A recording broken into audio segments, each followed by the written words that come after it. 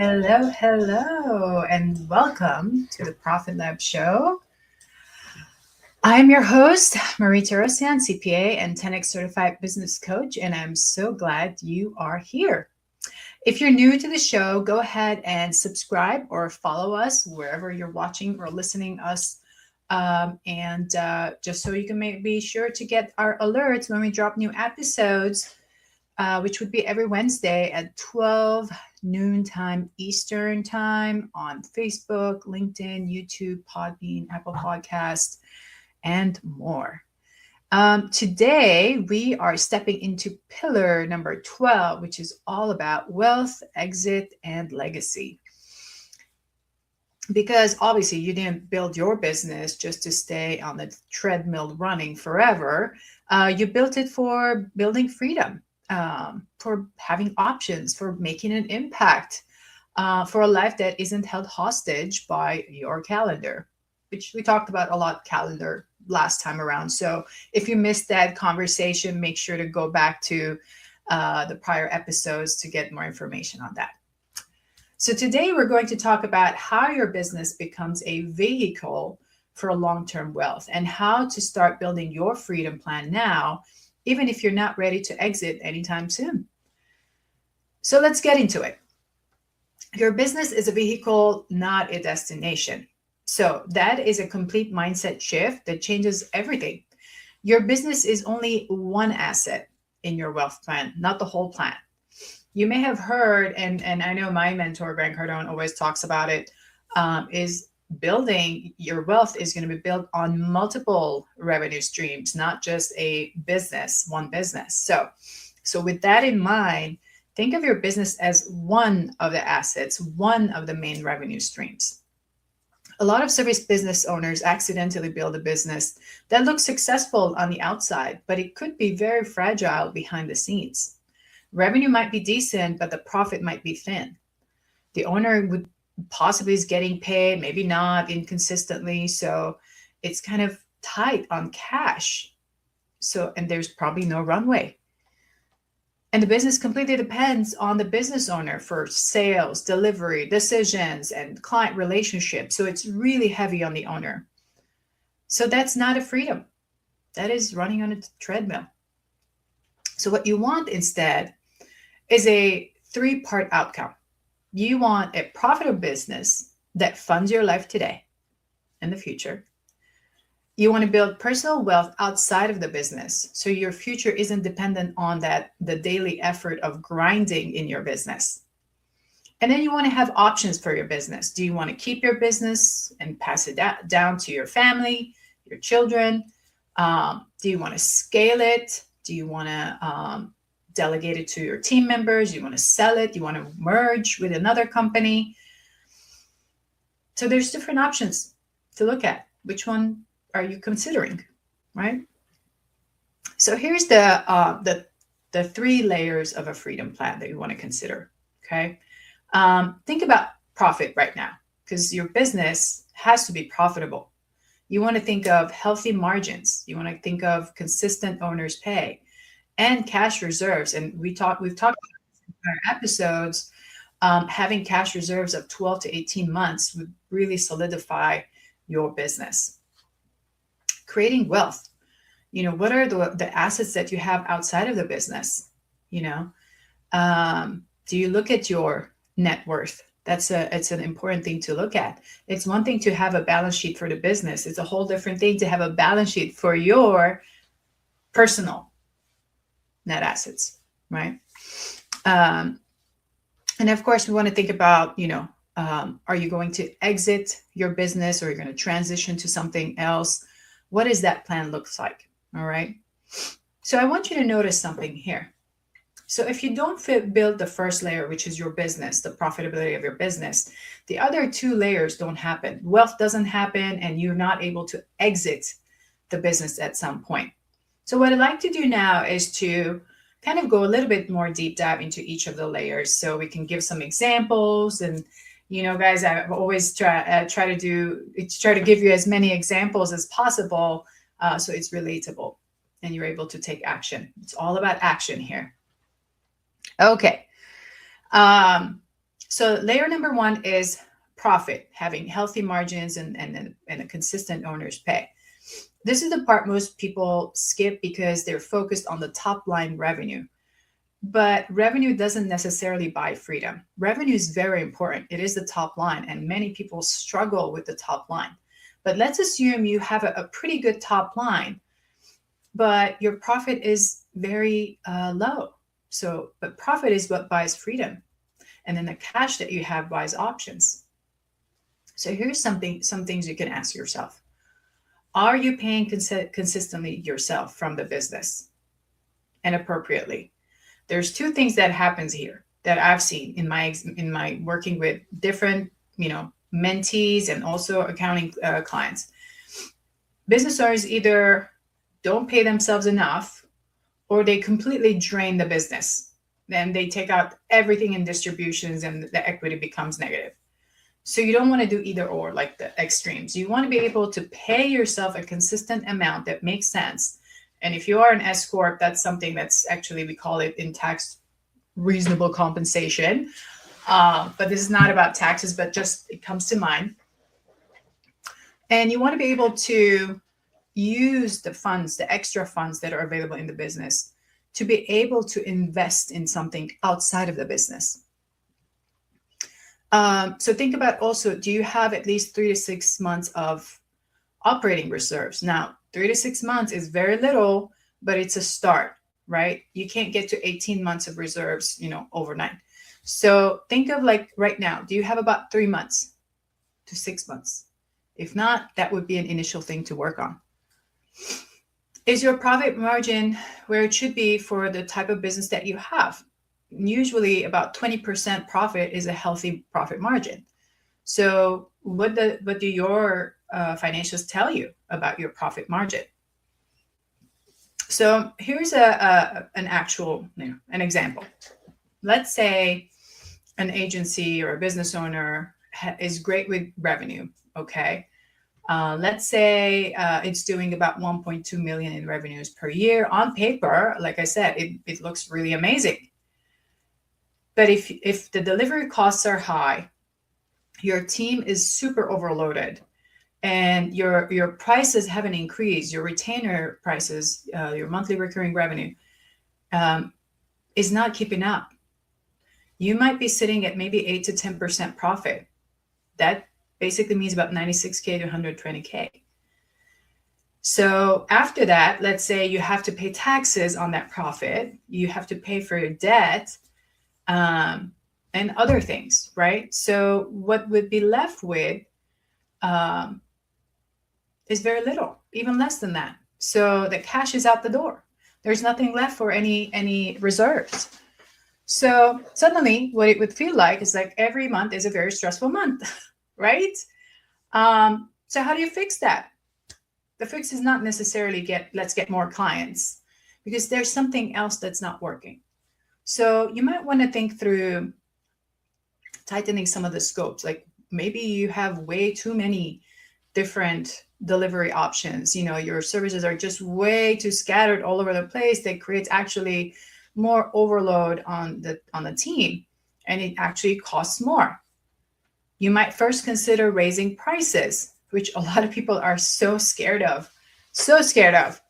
I mean, if the grocery store is increasing prices, I think you're safe about increasing your prices, right? Improve utilization, cut down any profit leaks, implement more efficiencies that become, cost-effective, creates cost-effective business. All right. So here's a quick checkpoint for you. Okay. I want you to create a scoreboard. And we've talked about different KPIs in the past. So I don't want to go back and repeat those, but I want you to consider these few to add on to them. Your owner's pay.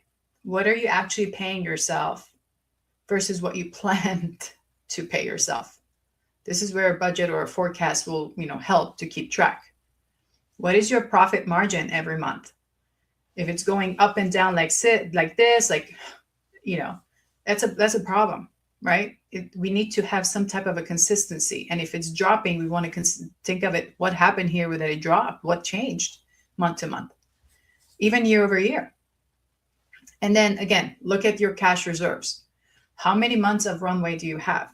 3, 6, 12, 18. That's what to look at. So if these numbers, if you start tracking them month after month, if they aren't improving, you don't have a freedom plan. You just have a revenue plan. So first layer, focus on profit. So now let's get to layer 2, creating wealth. Again, here, just to be clear, I'm not giving investment advice. This is just general concepts that you can research on Google and find it yourself as well. But I'm just putting this through as part of overall discussion. You can, go to your investment advisor for this, but just an idea here. Think of what you are investing in once you pay yourself, or if you take out distributions, whatever that is. If you're taking money already out of the business to pay yourself or to take out distributions as an owner, what do you do with that? Are you blowing it on the craziest stuff, or are you actually investing in something to build that next asset, right? Are you buying cash flowing assets that don't depend on you? So, and it's actually providing you, passive income, right?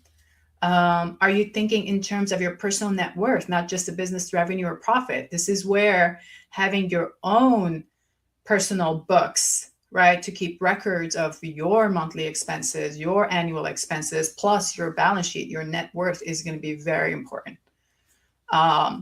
Family offices, provide that service, I believe. So if you don't have that one, maybe you're going to consider one.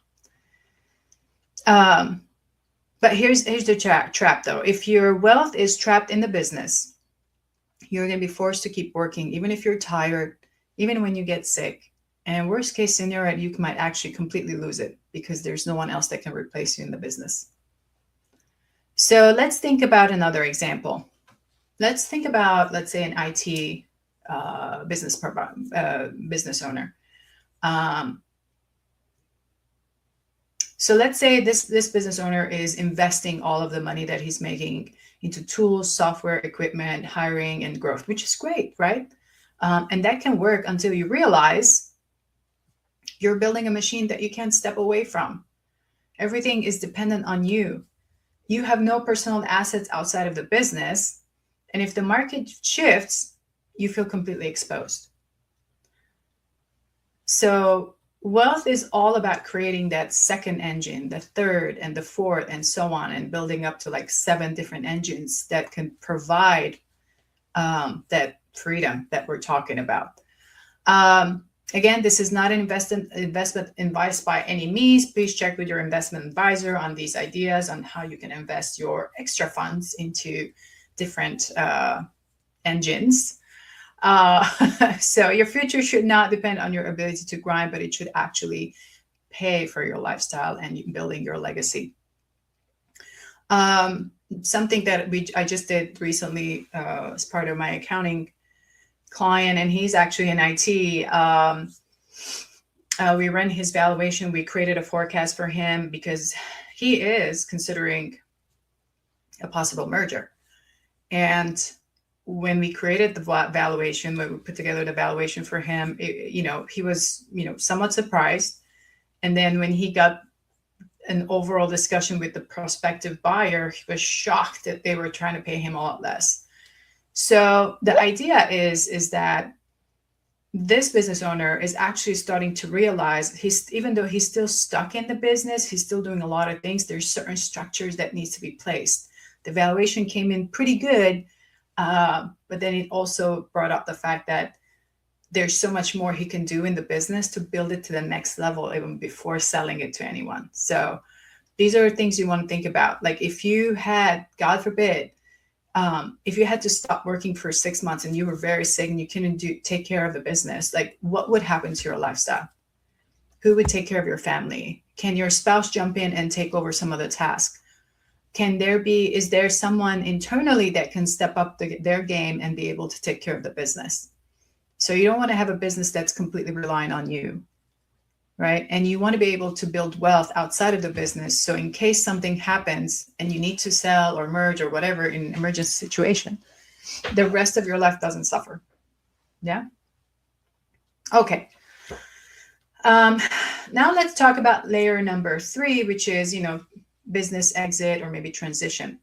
What happens when you're done with it? I'm like, I don't want to handle this business anymore. Because I know that most people think that, they're never going to sell the business. But in reality is you would sell the business for any of these unexpected reasons that I've already mentioned. You could get sick. Something else could happen. You might have something else happening in your life that would divert your attention and something happens there. But at the same time, you want to have those options of like, if, to consider what would you want to do with your business instead of falling in that situation of the tragedy or whatever situation occurred. How about you think about it ahead of time, right? So here's a common paths that most business owners would take. They could sell the business to a prospective buyer, like the one example I mentioned that my client is talking to. You can decide to keep delegating, building it to a point where it's completely manager and CEO managed and you become the chair. So that means you have grown it exponentially, right? Another thing you consider is merging or adding a partner, combining strengths with another group and then reducing risk. And then eventually maybe some others that might consider winding down intentionally, right? It depends on what your business is and what are the potential, okay? So here's another example I want to work you through. So let's say there's a consultant who wants to kind of step back, wind down, but can't. So let's say this consultant is doing about $900K a year. They're thinking, hey, I don't want to sell. I just want to work less hours, okay? 10 to 15 hours a week. I don't want to overwork myself. Great. That's like a transition plan. But it will only work if delivery is systematized. Someone else is handling all the client communication and overseeing delivery, all of that. Sales is handled as well. You have a complete, sales team, that's doing all the selling. And so it's not dependent on the consultant, the owner. And the pricing of the services will support those few hours. So it's not dependent on those 10 to 15 hours that the consultant wants to do. So it's not hourly rate. So let's say it's a retainer that's big enough that covers everything, right? Even if the person steps back. So this is a great way to think about transitioning in the business. And now I want to go into a little bit about making the business scalable, even if you never sell. As I was doing this valuation for my client, again, key things that we had talked about before came about again. So I wanted to make sure I mentioned here on the podcast. So things that makes a valuable, sellable business, whether you're ready to sell or not, would be documenting systems. So the quality of the delivery of whatever it is, service, product, or whatever, isn't dependent on you. There's a documented system and processes. Number 2 would be a diversified client base. So if that the one client, for example, is not the only one controlling your future. So one of the things, even from an auditor perspective, we would always look at is which clients or how many clients are making up your 70% of your business. So if it's, for example, narrowing down to like 3 or 4, that's a concern, because if one of them leaves or doesn't renew the contract, you could lose a big chunk of money. So that's what we mean by diversified client base. So you want to have many of them making up that 70%, right? Next thing is recurring or predictable revenue. If you've noticed, a lot of, especially in IT world, they talk about monthly recurring revenue. It's the same when it comes to valuation. If you have more systematic monthly recurring revenue, the valuation is going to come higher. So you want to be able to, for those of you in service industry that still charge hourly, I would highly, highly recommend switching to a recurring monthly fee so that when you're ready to sell, your valuation can come at higher. And of course, the next level of that is if you have multi-year contracts, that's a whole different game. And the last thing I want to say is just having a team that can operate without you. So it's not, the business is not completely reliant on you to deliver everything, but the team can literally run the business, do everything, deliver everything, and you just become, oversight, or like we said earlier, the chair of the board. So you're not in the day-to-day activity anymore. So everything we talked about so far, it's been, the pieces of the pillars that I've been talking about in the last episode. So we talked about systems, pricing, leadership, delegation, and financial clarity. So, and here in the pillar number 12 is when we're connecting all of these pieces into wealth and freedom and building legacy. One of the other things I want to mention before we wrap up for today's podcast is I want you to ask, if someone bought my business tomorrow, what would they be afraid of? So think of from the buyer's perspective, the buyer's lens.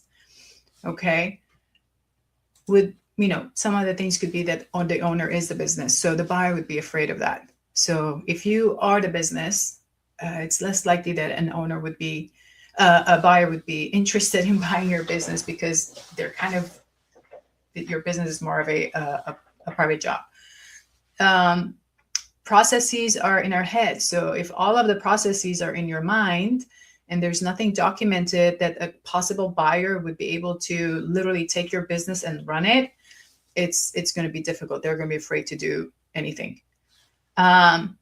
Maybe your financial numbers are not clean. I cannot stress enough how many times I've seen business owners, they come to us because their numbers are so crazy. And in some cases, I found even worse situation once I get in there. So if you can't rely on your numbers, certainly enough, the buyer is not going to be interested. As soon as they look at it, they're like, something is off. And if you are ever ready to sell, there's going to be so much information to be shared, especially financially. So if your financials are not clean and ready for a possible prospective buyer, that's going to cause trouble for sure. Maybe you don't have consistent delivery. So maybe that's something that you haven't documented, or, how is the possible buyer going to take it and deliver it themselves, right, with their team? And another one could be that you don't have recurring revenue. As I mentioned, if you have not converted your business into monthly recurring revenue, that's a place to start for sure. Okay. So your job is to remove those fears, the things that I mentioned, one by one, to make sure that your business is sellable. And if a buyer or a prospective buyer comes along, you have the comfort and the confidence to be able to negotiate and deliver all the things that they're asking and be able to close on it quickly. Okay. As we wrap up for today, I want to make sure that I give you your profit question of the week. Here it is. If you wanted the option to exit your business in 5 years from now, what would need to change today? Okay. So what does your business look like 5 years from now? And if you were wanting to sell in 5 years, what are things that you need to work on right away? Right away. Okay. It's all about action. And here comes the actionable takeaways, like every time. Number one, review your current owner pay and profit.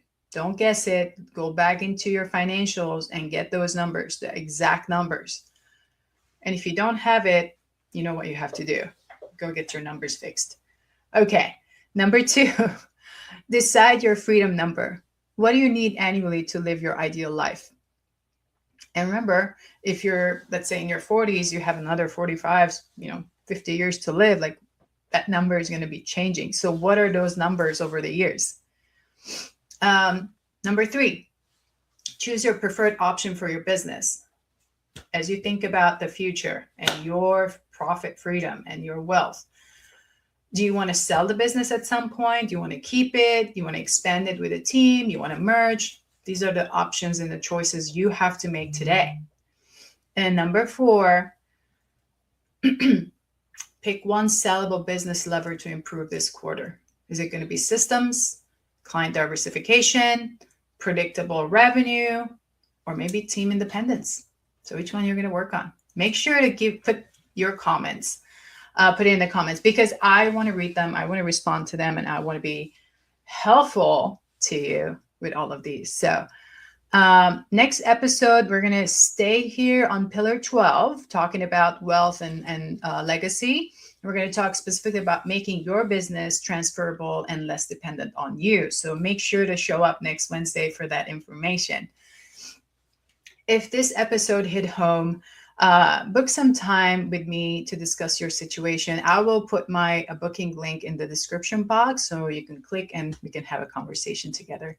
See you next Wednesday, noon Eastern time, and have a successful week.